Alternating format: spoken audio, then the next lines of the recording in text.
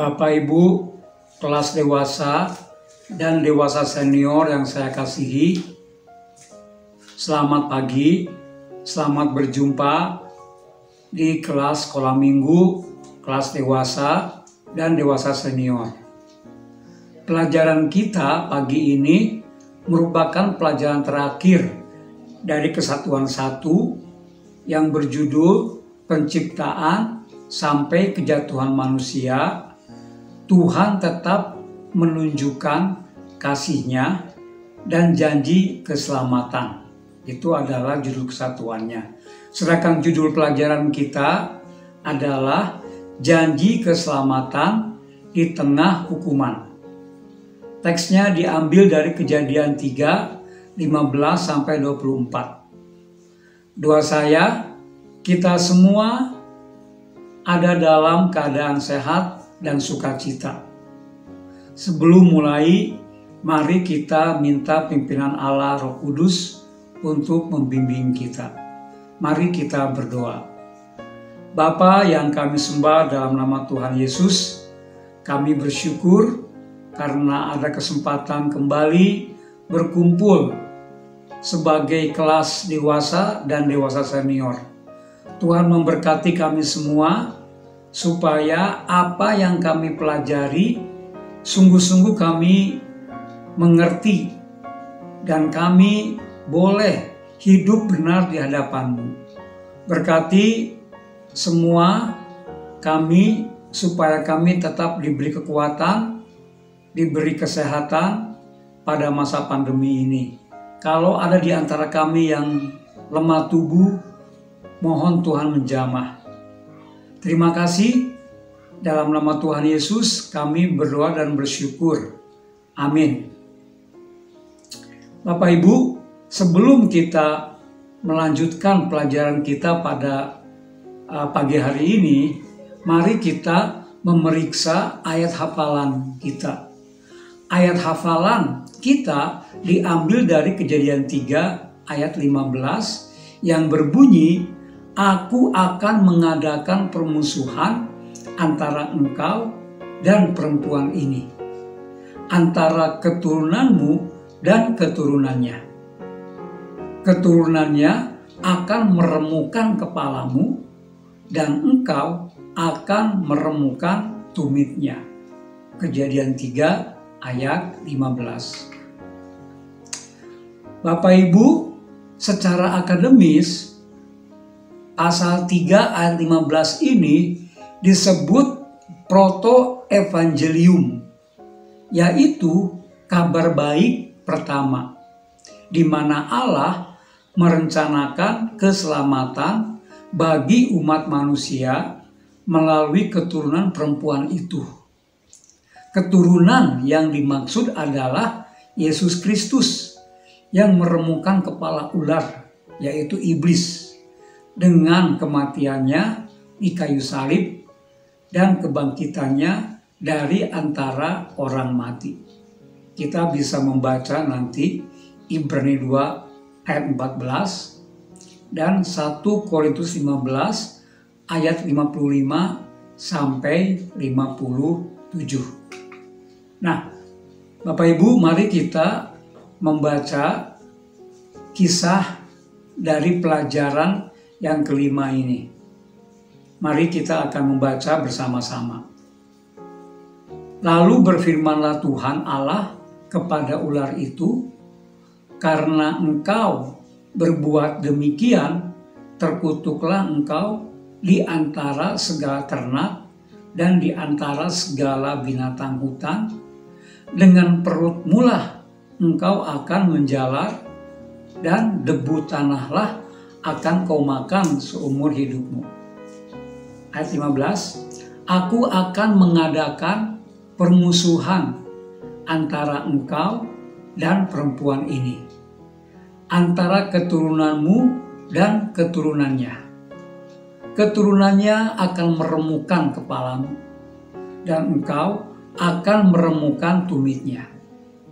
Ayat 16, firman-Nya kepada perempuan itu, susah payahmu waktu mengandung akan kubuat sangat banyak. Dengan kesakitan engkau akan melahirkan anakmu. Namun engkau akan berahi kepada suamimu, dan ia akan berkuasa atasmu. Ayat 17, lalu firman-Nya kepada manusia itu, karena engkau mendengarkan perkataan istrimu dan memakan dari buah pohon yang telah kuperintahkan kepadamu, jangan makan daripadanya, maka terkutuklah tanah karena engkau. Dengan bersusah payah engkau akan mencari rezekimu dari tanah seumur hidupmu. Semak duri dan rumput duri yang akan dihasilkannya bagimu, dan tumbuh-tumbuhan di padang akan menjadi makananmu. Dengan berpeluh engkau akan mencari makananmu sampai engkau kembali lagi menjadi tanah, karena dari situlah engkau diambil. Sebab engkau debu, dan engkau akan kembali menjadi debu. Manusia itu memberi nama Hawa kepada istrinya, sebab dialah yang menjadi ibu semua yang hidup. Ayat 21, dan Tuhan Allah membuat pakaian dari kulit binatang untuk manusia dan untuk istrinya itu, lalu mengenakannya kepada mereka. Ayat 22, berfirmanlah Tuhan Allah, sesungguhnya manusia itu telah menjadi seperti salah satu dari kita, tahu tentang yang baik dan yang jahat. Maka sekarang jangan sampai ia mengulurkan tangannya dan mengambil pula dari buah pohon kehidupan itu dan memakannya, sehingga ia hidup untuk selama-lamanya. Ayat 23, lalu Tuhan Allah mengusir dia dari Taman Eden supaya ia mengusahakan tanah dari mana ia diambil. Ayat terakhir 24, Bapak Ibu.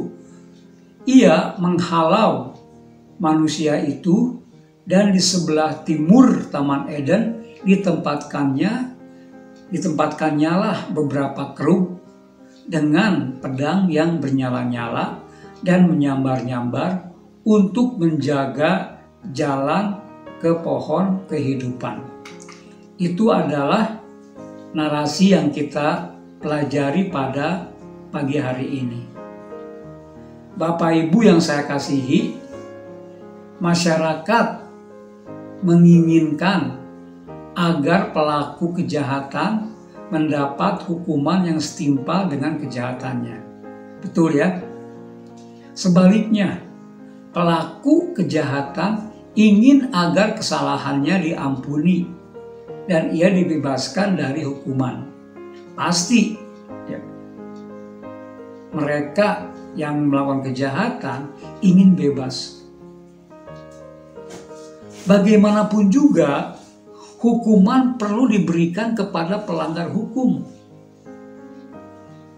Ya. Pemberian hukuman ini bertujuan memberikan keadilan kepada korban kejahatan dan efek jera kepada pelaku, sehingga tidak melakukan lagi, serta efek cegah kepada masyarakat agar tidak meniru pelaku.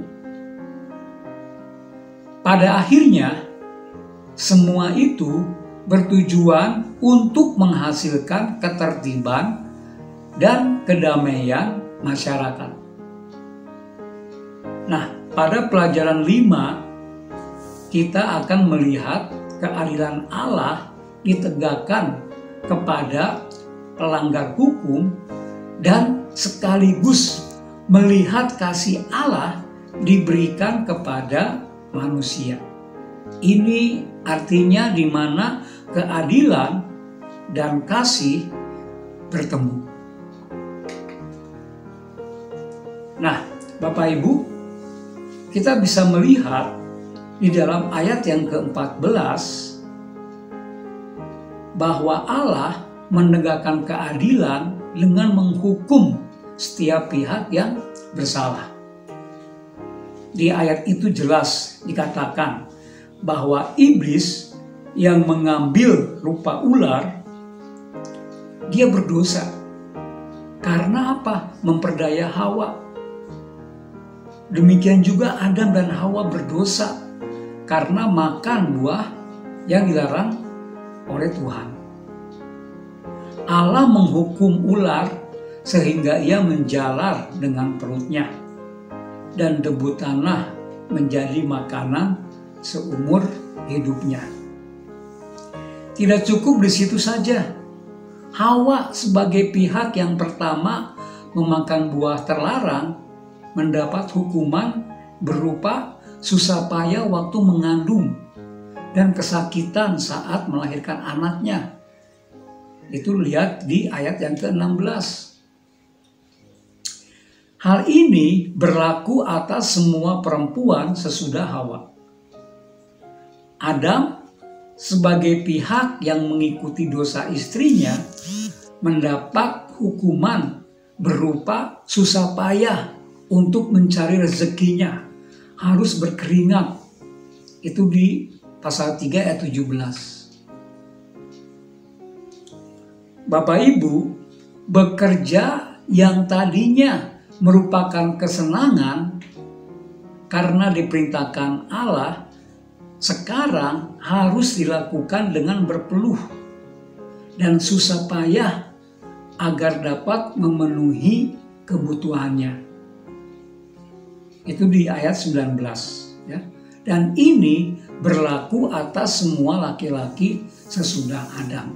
Artinya bahwa semua laki-laki harus membanting tulang, ya, istilah sekarang, supaya mendapatkan rezeki.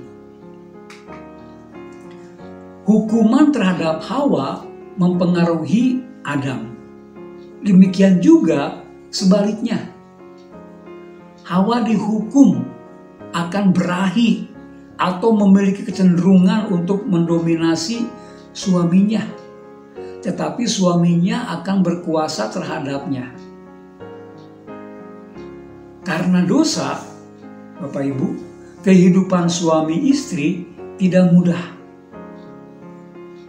Adam dihukum dengan kematian, yaitu kembali menjadi tanah, yang menjadi akhir kehidupannya.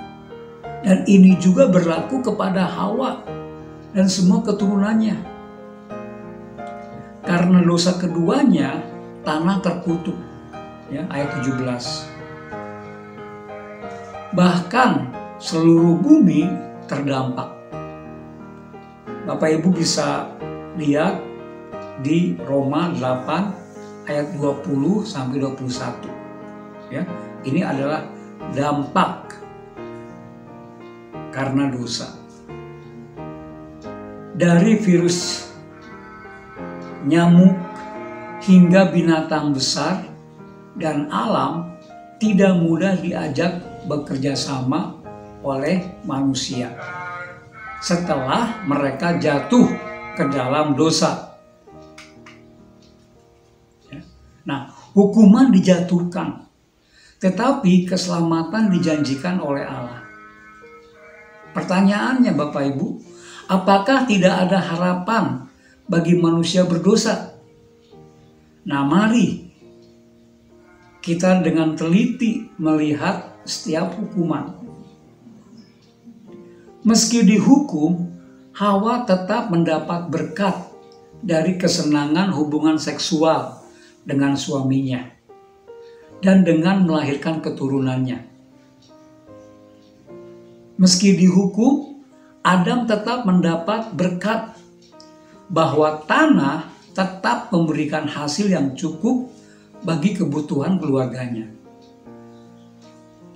Dengan hukuman kematian, manusia mendapat berkat berupa dorongan untuk memperbaiki hubungannya dengan Allah sebelum kematian tiba.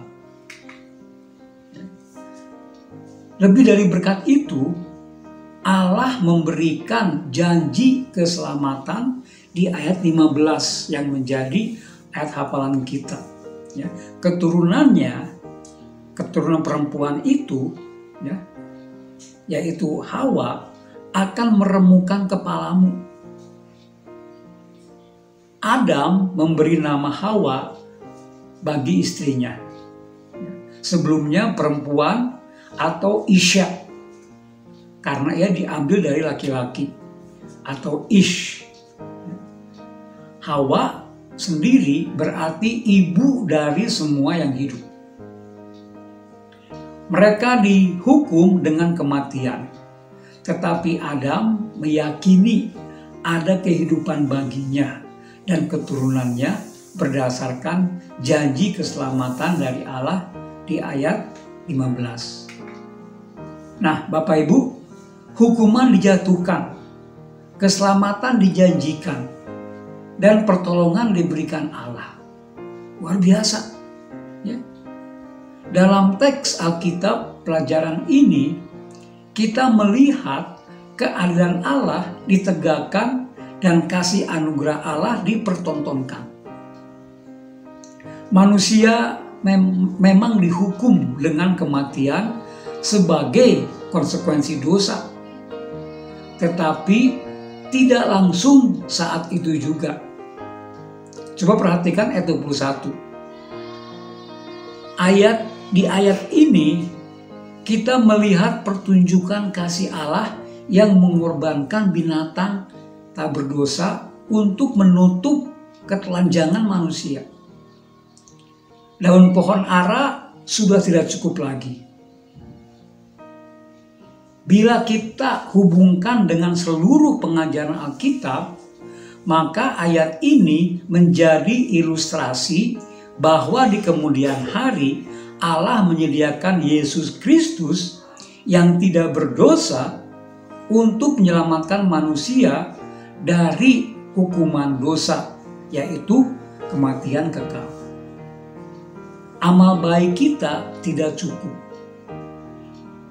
Ya, kalau kita lihat di Ibrani 9 ayat 22 menyatakan, dan tanpa penumpahan darah tidak ada pengampunan. Ya.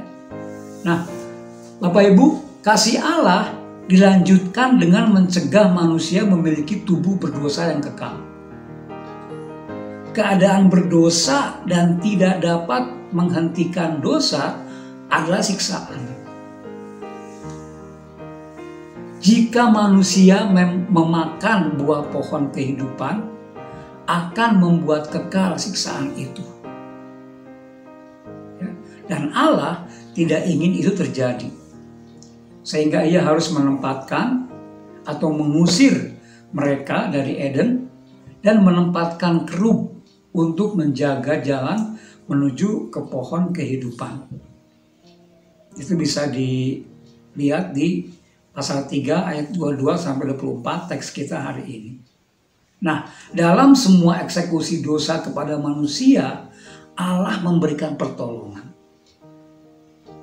Luar biasa bukan? Kalau manusia ketika mengeksekusi pasti tidak akan memberikan pertolongan. Nah, sebagai penutup, Bapak Ibu, saya ingin menyimpulkan dalam dua hal. Yang pertama, kekudusan dan keadilan Allah menghendaki pelaku dosa dihukum. Ya.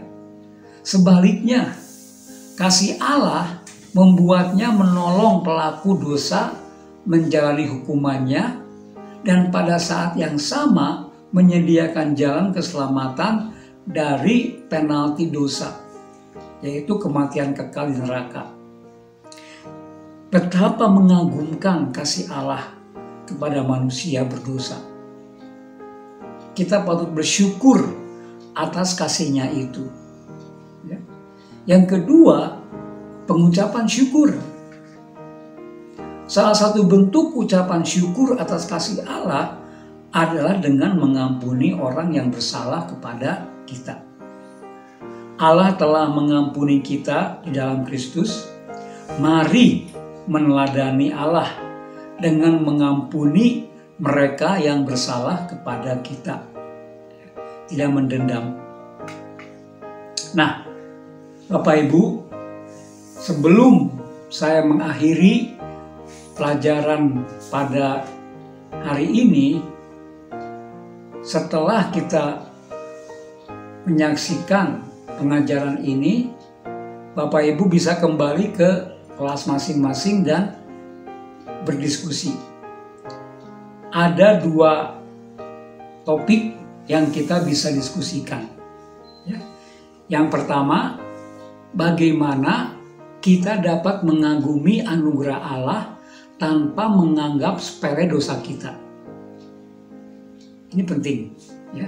Bagaimana kita mengakui kekudusan Allah tanpa mengurangi keakraban kita dengan Allah saat ada dosa.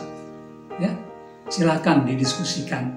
Yang kedua, apakah Allah menghindarkan orang percaya dari akibat dosa atau mengurangi beratnya hukuman dosa yang telah dilakukan orang percaya meski ada hukum tabu tuae. Galatia 6 ayat 7. Nah, silakan kedua pertanyaan ini didiskusikan di kelas masing-masing. Mari kita akhiri pelajaran kita pada pagi hari ini. Kami bersyukur ya Bapak untuk pelajaran pada pagi hari ini. Kami melihat bahwa janji keselamatan Engkau berikan di tengah hukuman yang kami terima. Sungguh kami bersyukur atas pelajaran kami pada pagi hari ini. Kami belajar dari manusia pertama, yaitu Adam dan Hawa, yang jatuh ke dalam dosa, tetapi Tuhan menjanjikan keselamatan dari keturunan perempuan itu, yaitu Yesus Kristus. Biarlah kami yang hidup pada zaman ini menyadari bahwa keselamatan yang kami alami hanya melalui pengorbanan Yesus Kristus di atas kayu salib, bukan dengan cara yang lain. Terima kasih ya Bapak. Kami berdoa untuk semua anggota kelas dewasa dan dewasa senior. Tuhan menolong, memberi kekuatan, memberi kesabaran di masa pandemi ini, sehingga kami bisa menjaga kesehatan dengan baik. Biarlah ya Tuhan, Engkau yang menjanjikan keselamatan di tengah hukuman akan selalu menyertai kami.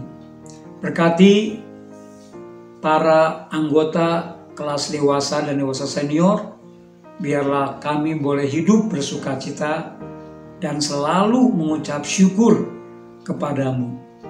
Terima kasih, dalam nama Tuhan Yesus kami berdoa dan bersyukur. Amin. Bapak Ibu, silahkan berdiskusi di kelas masing-masing. Tuhan memberkati kita semua. Amin.